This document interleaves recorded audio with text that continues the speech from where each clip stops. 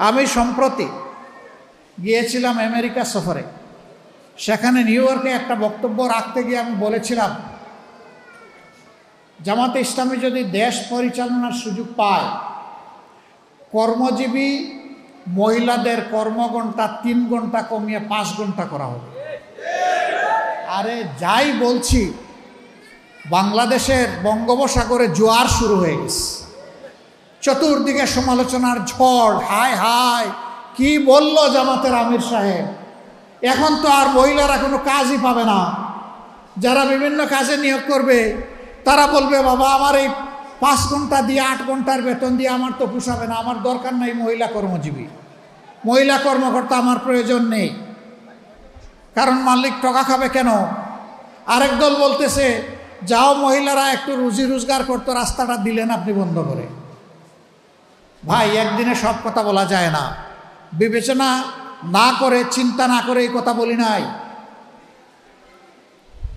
আপনি কি আরেকটা মিটিংয়ে একজন প্রশ্ন করছে ভার্জিনিয়ায়, যে আপনি বলেছেন মহিলাদের কর্মঘণ্টা কমিয়ে দেবেন, এটা কি বৈষম্য না? আমরা করব 8 ঘন্টা, তারা করবে 5 ঘন্টা। আমি বললাম অবশ্যই বৈষম্য। আসেন দেখি আর কোনো বৈষম্য আছে কিনা। পুরুষরা বাম দিকে বসেছে, মহিলারা ডান দিকে বসেছে। পুরুষদেরকে বললাম, বোনরা আপনারা শুনবেন না এই প্রশ্ন। পুরুষদেরকে বললাম যে আগামী 1 বছরের ভিতরে পেটে বাচ্চা নেবেন এমন 2-1 পুরুষ থাকলে হাত তুলে। কেউ তো আর হাত তুলে না, সবাই হাসে আর নিচের দিকে মাথা দেয়, বুঝছে যে আমি কেন প্রশ্ন করছি। আমি বললাম এটা পারবেন না? কয় না না, এটা পারবো কীভাবে? আমি বললাম আচ্ছা ঠিক আছে, বাচ্চা নিতে পারলেন না, আপনার স্ত্রী যে বাচ্চাটা জন্ম দিবেন ওকে একটু বুকের দুধ খাওয়াবেন 2 বছর, যারা তারা একটু হাত তুলেন, নিজের বুকের দুধ। এখন দেখি আবার কেউ হাত তুলে না। আমি বললাম এটাকে বৈষম্য না? একজন পেটে গর্ভধারণ করলো, এরপরে বুকের দুধ দিয়ে বাচ্চাকে বড় করলো, আপনি কিছুই করলেন না, এটা কি বৈষম্য না? তো সে সব কিছু করবে, আবার প্রফেশনাল লাইফে এসে আপনার মতো 8 ঘন্টা কাজ তাকে করতে হবে, এইটাই বৈষম্য। এখন বলবেন যে শিল্প মালিক বাঁচবে কেমনে, সরকারের কাজ হবে কেমনে? অবশ্যই হবে। যে জাতি তার মাকে সম্মান করে, আল্লাহ সেই জাতিকে সম্মানিত করেন। চুররা চুরি করে সমাজ থেকে পকেট কেটে লুণ্ঠন করে যেই টাকা দিয়ে যায়, সেই টাকা যদি ফেরত আসে, সেই টাকা যদি সদ্ব্যবহার করা যায়, মায়েকে রানীর মর্যাদায় প্রতিষ্ঠিত করা হবে ইনশাআল্লাহ। কার গায়ে জ্বললো আর কার গায়ে জ্বললো না এটা দেখার সময় আমাদের নেই। মারা 5 ঘন্টা কাজ করে 8 ঘন্টার বেতন পাবেন ইনশাআল্লাহ। তবে সেই 3 ঘন্টার বেতন শিল্প মালিকদেরকে দিতে হবে না, এটা দিতে বাধ্য থাকবে সরকার। একটা সমাজের ভিত্তি হচ্ছে পরিবার। পরিবার যে সমাজের সুন্দর, সেই সমাজ সুন্দর হয়। পরিবার যেখানে এলোমেলো, সেই সমাজ ধ্বংস হয়ে যায়। আমরা আজকে ধ্বংসের মধ্যে পড়ে গেছি, এই সমাজকে ধ্বংসের হাত থেকে উদ্ধার করতে হবে ইনশাআল্লাহ। আমরা একটা কল্যাণ রাষ্ট্র করতে চাই। সরকার সবার কাছ থেকে ট্যাক্স নেয়, সরকারের দায়িত্ব হলো সমাজের চাকা চালু রাখা।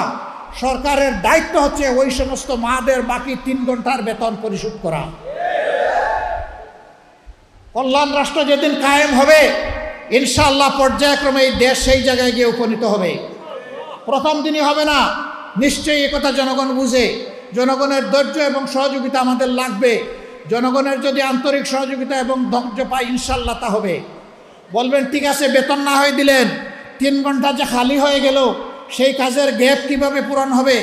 দুনিয়ার বহু দেশে পার্ট টাইম সরকারি জব আছে। অনেক মহিলা 8 ঘন্টা সময় দিতে পারবে না, বাসার বাইরে তার বাচ্চা আছে, সংসার আছে, এই জন্য জব ছেড়ে দেয়। তারা যখন দেখবে 3 ঘন্টারও আমার একটা সুযোগ আছে, বলবে ঠিক আছে সেই 3 ঘন্টা আমি আমার প্রয়োজন পূরণ করে আসি। এখানে জব আরও বেড়ে যাবে, একজনের সাথে আরও 1/2 জন যোগ হয়ে যাবে। সুতরাং আগে যদি 100 জন জব পেয়ে তাকে এখন 150 জন পাবে ইনশাআল্লাহ। এইভাবে জবের সংখ্যা বেড়ে যাবে। কিন্তু আমরা কোনো মাকে কাজ করতে বাধ্য করব না। যার প্রয়োজন আছে, যোগ্যতা আছে, কাজ তার হাতে সম্মানের সাথে তুলে দেব। তার নিরাপত্তা কর্মক্ষেত্রে বিধান করা হবে ইনশাআল্লাহ। আবার মহিলাদের মাঝে, নারীদের মাঝে কেউ যদি বলেন যে আমি 8 ঘন্টা কাজ করেই 8 ঘন্টার বেতন নিতে চাই, তাকে সম্মানিত করা হবে বাড়তি ইনশাআল্লাহ।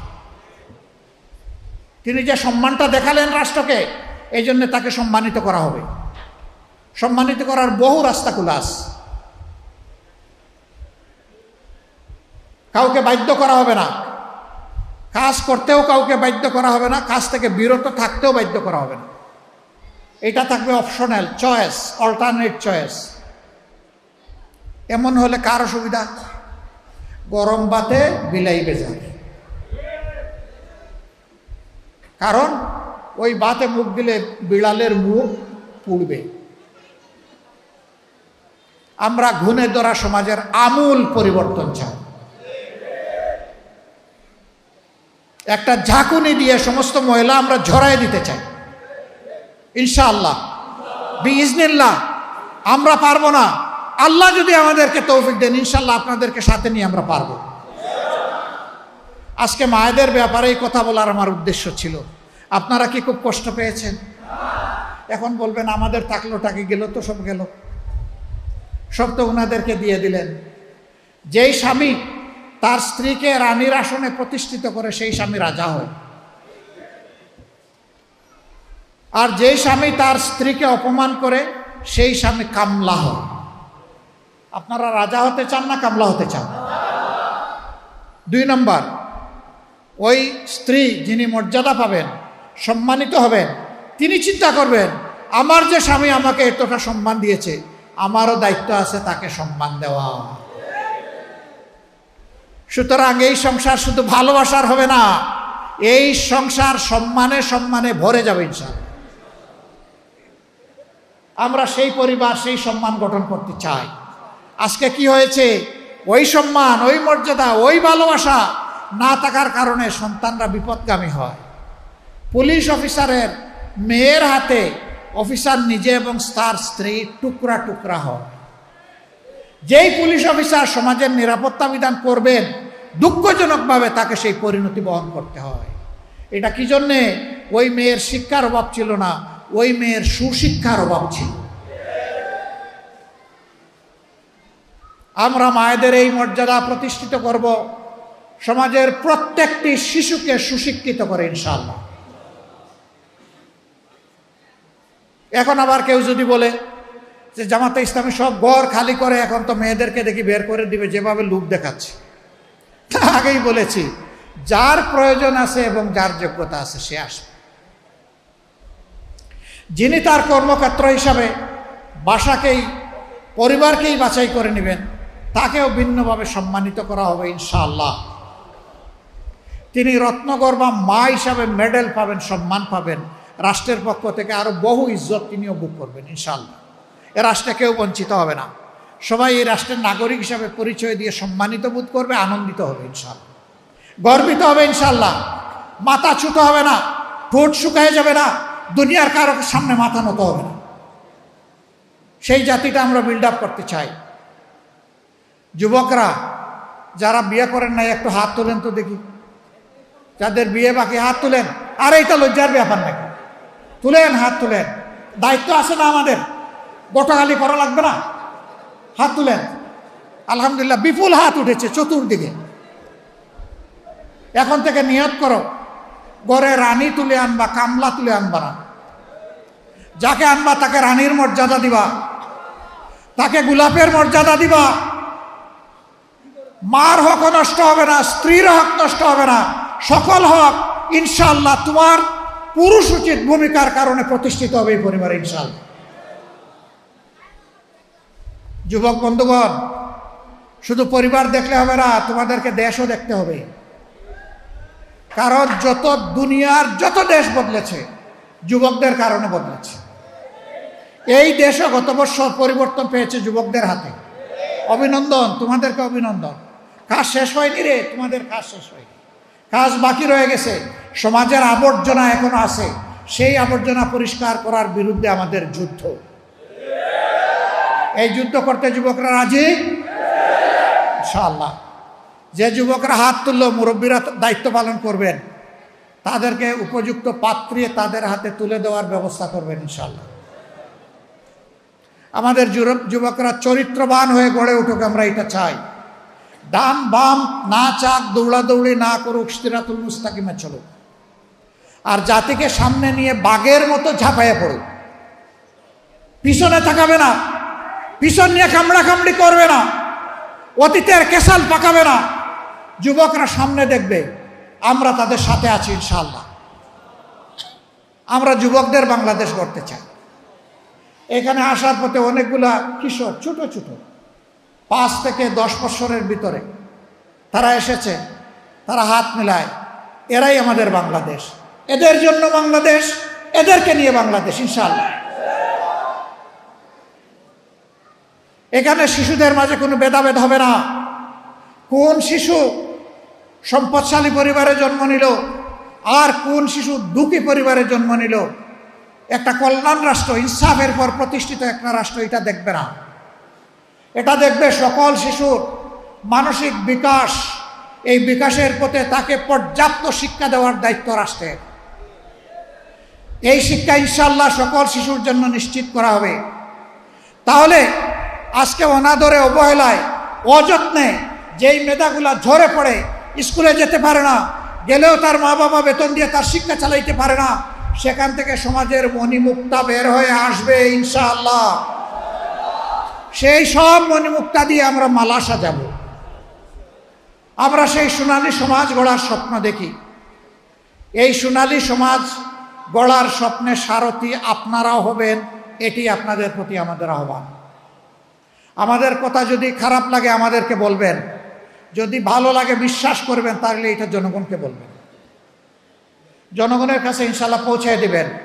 আপনারা কি আমার এই অনুরোধটা রক্ষা করবেন? আপনাদেরকে অসংখ্য মোবারকবাদ। 15 নম্বর আসনে আমার প্রিয় সংগঠন আমাকে দায়িত্ব দিয়েছে এখানে আপনাদের প্রতিনিধিত্ব করার আগামী দিনে, যদি আল্লাহ কবুল করেন। আমি আপনাদেরকে কথা দিচ্ছি, আপনাদের সমস্যা নিয়ে আমার কাছে পয়সা খরচ করে যেতে হবে। আমি এবং আমার নিয়োজিত লোক আপনাদের কাছে আসবে পয়সা খরচ করে। এটি হবে আমাদের দায়িত্ব। সমাজের মৌলিক সমস্যাগুলাকে, সমাজের মাঝারি সমস্যাগুলাকে, সমাজের ছোট সমস্যাগুলাকে, এমনকি ব্যক্তি পরিবারের সমস্যাগুলাকে, সেটা জানা হবে আমাদের দায়িত্বের অন্তর্ভুক্ত। আমরা জানার পরে তার অগ্রাধিকার নির্ধারণ করব, কোনটা আগে বাস্তবায়ন হওয়ার দাবি রাখে, কোনটা পরে দাবি রাখে।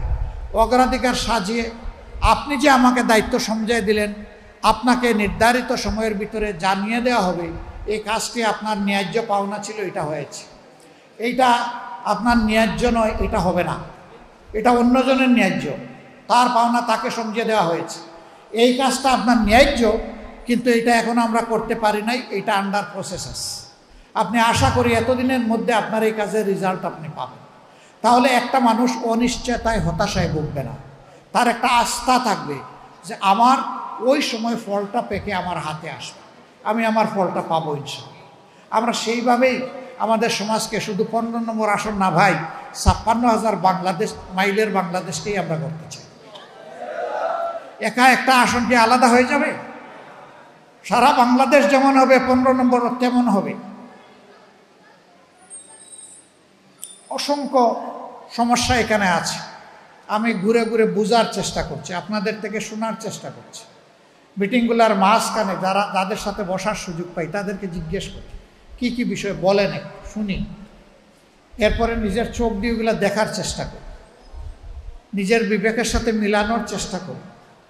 আমি মানুষটা অমর নয়, মরেই তো গেছিলাম 19 জুলাই। আল্লাহ আমাকে সেকেন্ড লাইফ দিয়েছেন, আলহামদুলিল্লাহ। আপনারা দোয়া করেছেন, আমি আপনাদের কাছে কৃতজ্ঞ ঋণী। দোয়া করবেন, হায়াত আল্লাহ যতটুকু দিবেন সেই হায়াতটা যেন মানুষের কল্যাণে হয়। আপনারা একটু দোয়া করবেন তো। আমি কিন্তু আপনাদের কাছে বুট চাই নাই, মন খারাপ করছে? সবাই তো এসে বুট চাই, আমি যে চাইলাম না, এটা কি আমার অপরাধ? কেন আমি চাই নাই জানেন? আমি বিশ্বাস করি আল্লাহ আপনাদের প্রত্যেককে পর্যাপ্ত বিবেক দান করেছে।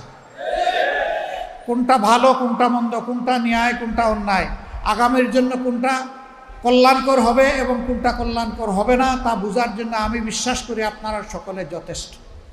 এবং আমি এটাও বিশ্বাস করি যে আল্লাহ তাআলা জ্ঞানের নিয়ামত আমার থেকে আপনাদেরকে বেশি দিয়েছে, এটা আমার আস্থা। আপনাদের প্রতি এটা আমার সম্মানবোধ, আমি এটাই মনে করি। এই জন্য আমার চাওয়ার প্রয়োজন নেই, আপনিই ঠিক করবেন আগামী দিনে আপনি কাকে আপনার আমানত সমঝাবেন। আল্লাহ আমাদের সবাইকে আগামী দিনে সঠিক সিদ্ধান্ত নেওয়ার তৌফিক দান করুন। আমরা এই কয়টা মানুষ সিদ্ধান্ত নিলে হয়ে যাবে না, তো গোটা সমাজের সহযোগিতা লাগবে। এই জন্যে আমার যে কথাগুলো সঠিক মনে করেন, আমি অনুরোধ করব যে আমার মতো করে আপনারা মেহেরবানি করে সমাজের মানুষের কাছে এই কথাগুলো পৌঁছায় দেবেন। আল্লাহ তাআলা এর বিনিময়ে আপনাদের ইজ্জত বাড়িয়ে দিন, আর এই সমাজের মুক্তির ব্যবস্থা আল্লাহ করে দিন। আল্লাহ তাআলা আগামীর একটা পরিচ্ছন্ন বাংলাদেশ, একটা বেজাল মুক্ত, একটা স্বস্তির বাংলাদেশ, একটা সম্মানের বাংলাদেশ, আমার যুবকদের মন ভরে কাজ করার একটা বাংলাদেশ আল্লাহ তাআলা আমাদেরকে দান করুন। আপনাদের সবাইকে ধন্যবাদ, অসংখ্য মোবারকবাদ, গভীর কৃতজ্ঞতা। আসসালামু আলাইকুম ওয়া রাহমাতুল্লাহি ওয়া বারাকাতুহু। আসসালামু আলাইকুম প্রিয় ভাই ও বন্ধুরা, ভিডিওটা শুরু থেকে লাস্ট অবধি দেখার জন্য অনেক অনেক ধন্যবাদ। এরকম নিত্য নতুন সুন্দর সুন্দর ওয়াজ পেতে হলে আমাদের চ্যানেলের সাথে থাকবেন, আমার চ্যানেলটা সাবস্ক্রাইব করে আমার পাশে থাকবেন। আর নিত্য নতুন ভিডিও প্রতিদিন আপনাদেরকে উপহারের জন্য নিয়ে আসবো। তা সবাই ভালো থাকেন, সুস্থ থাকেন, বিদায় নিচ্ছি। আল্লাহ হাফেজ, আসসালামু আলাইকুম।